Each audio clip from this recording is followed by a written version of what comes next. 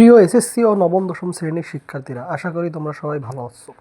আজকে আমি তোমাদের ত্বরণ কি এ বিষয় নিয়ে আলোচনা করব। ত্বরণ হচ্ছে কোনো বস্তুর বেগ বৃদ্ধির হারকে ত্বরণ বলা হয়। ত্বরণ বলতে কিন্তু আলাদা কিছু নেই। ত্বরণ বলতে মূলত বোঝায় আমাদের যে বেগ রয়েছে তার বৃদ্ধিটাকেই কিন্তু ত্বরণ বোঝায়।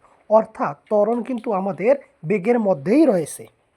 ধরো একজন বাইকার সে 10 ইনভার্স 1 বেগ নিয়ে গাড়ি চালানো শুরু করলো। এরপর সে কিছুক্ষণ পর সে তার গাড়ির বেগ ধীরে ধীরে বাড়াতে থাকলো। প্রথমে তার 10 ms/1 বেগ ছিল, পরবর্তীতে সে 12, তারপর 14, তারপর 16, তারপর 18, এভাবে সে তার বেগ বৃদ্ধি করতে থাকলো। অর্থাৎ তার যে গাড়ি রয়েছে সেই গাড়ির অ্যাক্সেলারেটে বেগ বৃদ্ধি করলে প্রতিবার 2 ms/1 করে বেগ বৃদ্ধি পাচ্ছে। এই যে 10 থেকে 18 ms/1 বেগ হইল, প্রতিবার 2 ms/1 গড়ে বেগ বৃদ্ধি পারলো, এটাই হচ্ছে ত্বরণ। তাহলে আমরা কি বুঝলাম? আমাদের গাড়ির যে অ্যাক্সেলারেট আছে সেটা দাবালে কিংবা ঘুরালে যে বেগ বৃদ্ধি পায় তাই হচ্ছে ত্বরণ।